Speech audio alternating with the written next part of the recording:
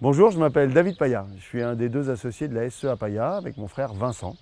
Nous sommes ici au Grelières Blanches, qui est le siège social de notre entreprise. C'est aussi ici qu'on a nos vaches laitières, qui sont une des deux grandes productions de l'exploitation, 1,4 million de litres de lait par an. Et on est aussi, bien sûr, céréalier, producteur de grandes cultures, dont on va parler tout à l'heure, et en particulier du maïs.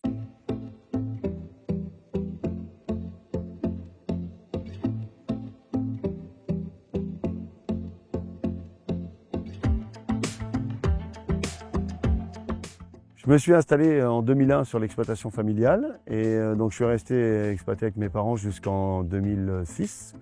À ce moment-là, mon frère nous a rejoints sur l'exploitation en même temps qu'on s'est associé avec un voisin, ce qui a permis de structurer l'exploitation et de la faire grandir. L'exploitation, aujourd'hui, c'est 130 vaches laitières, 1 400 000 litres de lait, valorisé entièrement en AOP Beurre-Charentes-Poitou. La particularité, c'est qu'ici, on est dans une zone où l'herbe pousse très peu, donc nos vaches sont alimentées avec des fourrages conservés, donc maïs en silage, foin de luzerne, foin de moa et des cultures en dérobé. C'est très en lien avec la culture du maïs. Les cultures sur l'exploitation, qu'est-ce que c'est? C'est comme toutes les exploitations de notre région, des céréales à paille qui couvrent à peu près de la moitié des surfaces de culture de vente, c'est-à-dire en gros chez nous 200 hectares à peu près, blé orge. Et puis après donc le maïs qui est un des éléments très importants de l'exploitation puisque on fait 40 hectares d'ensilage de maïs pour nourrir le troupeau.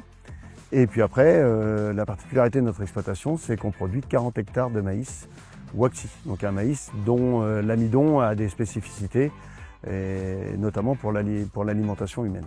C'est une culture un peu spéciale, qui demande quelques points de particularité. L'exploitation, c'est aussi bien sûr d'autres cultures diversifiées, notamment un peu de légumes, du haricot vert notamment. On en fait une dizaine d'hectares sur l'exploitation. On produit aussi des pois protéagineux, du tournesol. Voilà, c'est en gros notre production céréale. On a subi sur l'exploitation 3 mises aux normes des bâtiments d'élevage. À partir de 2013, on s'est posé la question en fait de savoir comment on retournait ce qui était pour nous en fait une contrainte forte en termes économiques, en un point positif de notre exploitation. Donc on s'est penché sur le sujet de la méthanisation et notamment de la transformation de nos effluents en énergie.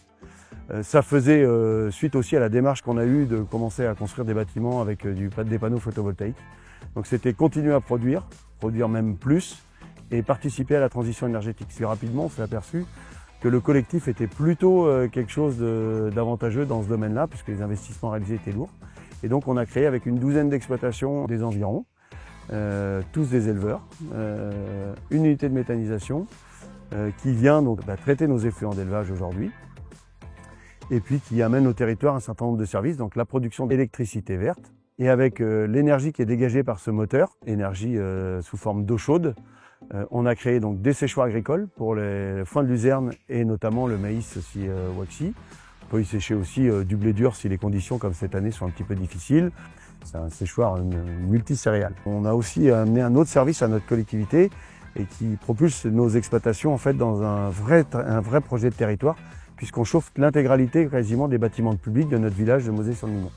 Voilà, donc c'est des diversifications qu'on a amenées à nos entreprises. Ils ne sont pas dans nos métiers de base, mais qui amènent et qui donnent de la circularité à notre activité.